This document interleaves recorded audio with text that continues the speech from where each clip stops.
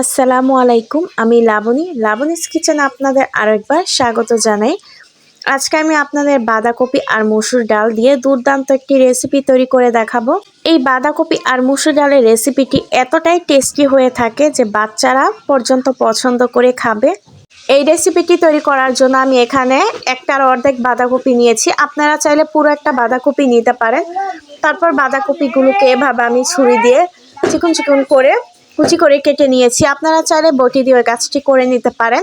তারপর বাঁধাকপিগুলোকে আমি ভালোভাবে ধুয়ে নিয়েছি। এখন এখানে আমি 1 চা চামচের মতো লবণ দিয়ে দিব। তো লবণটা দেওয়ার পর এই বাঁধাকপিগুলোকে আমি হাত দিয়ে ডলে ডলে একটু মেখে নিব।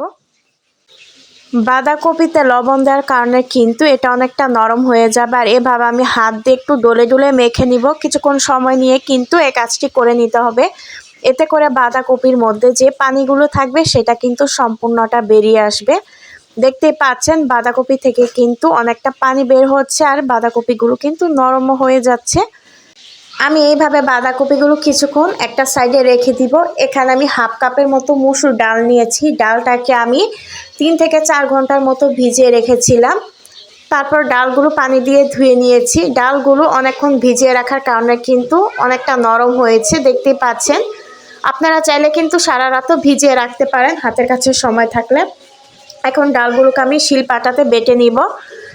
আপনারা চাইলে কিন্তু ব্লেন্ডারও ডালগুলো বেটে নিতে পারেন, তবে শিলপাটাতে ডালগুলো বেটে নিলে কিন্তু পুরোপুরি মিহি হবে না, একটু আস্তে আস্তে ডাল থাকবে। আর ব্লেন্ডারে ডালগুলো ব্লেন্ড করে নিলে কিন্তু একদম মিহি হয়ে যাবে। তো ডালগুলো একটু আস্তে আস্তে থাকলে কিন্তু এই রেসিপিটি খেতে খুবই ভালো লাগবে। এই তো দেখুন ডালগুলো কিন্তু আমি শিলপাটাতে এভাবে বেটে নিয়েছি। একটু একটু আস্তে আস্তে রয়েছে কিছু কিছু ডাল। তো চেষ্টা করবেন এভাবে শিলপাটাতে বেটে নেওয়ার জন্য। তো এটা আমি একটা সাইডে রেখে দিলাম। এখানে দেখতেই পাচ্ছেন বাঁধাকপিটা কিন্তু নরম হয়ে গিয়েছে, আর এর থেকে কিন্তু প্রচুর পরিমাণে পানি বের হচ্ছে। এখন বাঁধাকপিটাকে আমি হাত দিয়ে চিপে চিপে পানিগুলো বের করে নিব। তো এটা আমি একটা মিক্সিং বলে নিয়ে নিচ্ছি বাঁধাকপিগুলো থেকে পানিগুলো নিংড়ে। তো হাত দিয়ে ভালোভাবে চিপে সমস্ত পানিগুলো কিন্তু আমি বের করে নিচ্ছি। এই তো দেখুন বাঁধাকপিগুলো থেকে কিন্তু পানিটা নিংড়ে নেওয়া শেষ। এই পানিগুলো কিন্তু আমি ফেলে দিব, কতটা পানি বের হয়েছে।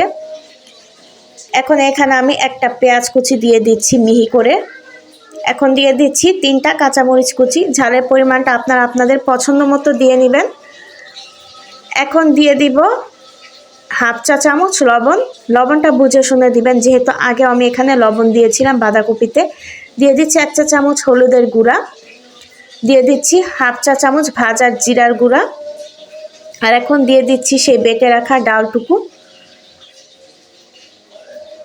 তো এখন সমস্ত উপকরণ হাত দিয়ে ভালোভাবে মাখিয়ে নিব। তো এই কাজটা কিন্তু আলতো হাতে মাখিয়ে নিতে হবে।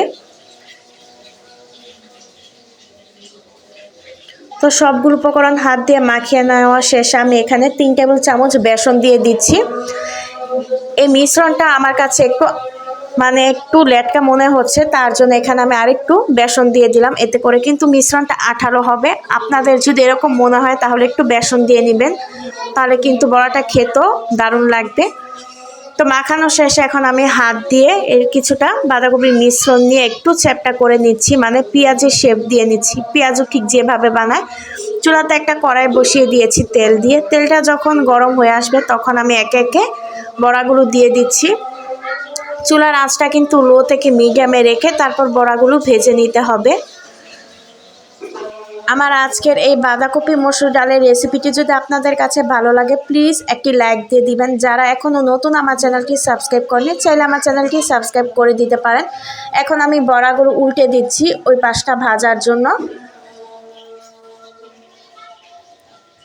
তো আপনারা কিন্তু এই জিনিসটা খেয়াল রাখবেন, চুলার আঁচটা কিন্তু বাড়িয়ে দিতে যাবে না, তাহলে কিন্তু পুড়ে যাবে। এতে করে খেতে কিন্তু ভালো লাগবে না বড়াগুলো। তো এই তো উল্টে পাল্টে কিন্তু আমি ভেজে নিয়েছি বড়াগুলো। এখন আমি একটা বাটিতে বড়াগুলো উঠিয়ে নিচ্ছি তেলটা ছেঁকে। এখন তো বাজারে প্রচুর পরিমাণে বাঁধাকপি পাওয়া যাচ্ছে। তো বাঁধাকপি দিয়ে বাসায় এখনই বানিয়ে ফেলুন এই রেসিপিটি, দেখবেন বাড়ির সবাই কিন্তু খুবই পছন্দ করবে।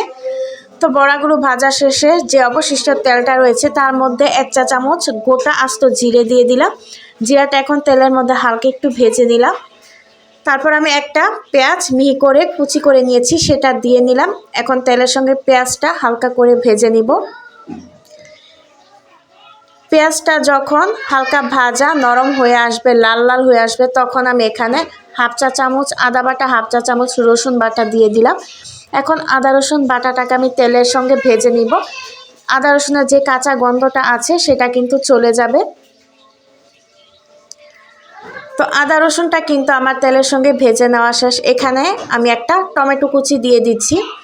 এখানে ছোট টমেটো হলে একটাই দিতে হবে, আর বড় হলে একটার অর্ধেকটা দিয়ে নেবেন। এখন স্বাদ মতো লবণ আর 1 চা চামচ হলুদের গুঁড়া দিয়ে দিলাম।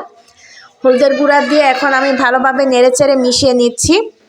এখানে আমি লবণটা আগে দিলাম, কারণ লবণটা দেওয়ার কারণে কিন্তু টমেটোটা গলে নরম হয়ে যাবে।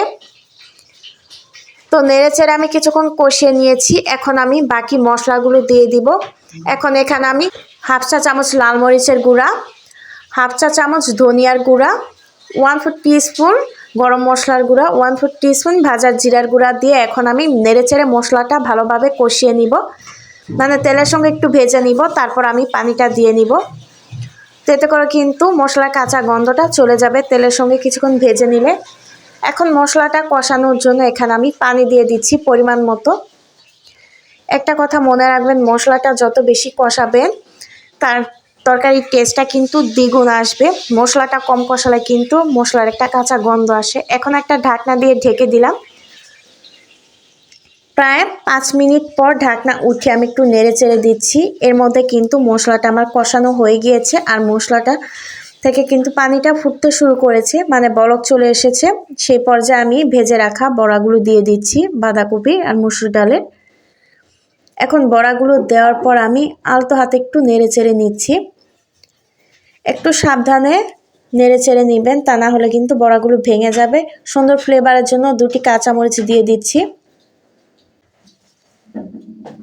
তো আমি আবার একটু ঢাকনা দিয়ে ঢেকে প্রায় 5 মিনিটের মতো রান্না করে নিব। তো 5 মিনিট পর আবার আমি ঢাকনাটা উঠিয়ে দিচ্ছি। দেখুন, এতে করে কিন্তু আমার বড়াগুলো ভেতরটা তো আগে সিদ্ধ হয়েছে, কষানো হয়ে গিয়েছে। এখন আবার একটু আলতো হাতে নেড়ে চেড়ে দিচ্ছি। আর এই রকম ঝোল থাকা অবস্থায় কিন্তু চুলাটা অফ করে দিতে হবে। রান্নাটা কিন্তু আমার প্রায় হয়ে গিয়েছে, এখন আমি চুলাটা অফ করে দিচ্ছি, কারণ রান্নার শেষে কিন্তু ঝোলটা আরও টেনে আসবে। তাই অবস্থায় চুলাটা অফ করে দিচ্ছি আমি। রান্না শেষে আমি বাঁধাকপি আর মসুর ডালের এই রেসিপিটি গরম গরম পরিবেশন করে নিয়েছি। দেখুন দেখতে কতটা লোভনীয় লাগছে, আর এই রেসিপিটি খেতে তো অসাধারণ টেস্টি হয়ে থাকে। গরম ভাতের সঙ্গে তো এই রেসিপিটি একেবারে জমে যাবে। বাচ্চা থেকে বড় সবাই কিন্তু খুবই পছন্দ করে খাবে। আজকের মতো এখানে বিদায় নিচ্ছি। সবাই ভালো থাকবেন, সুস্থ থাকবেন। আল্লাহ হাফেজ।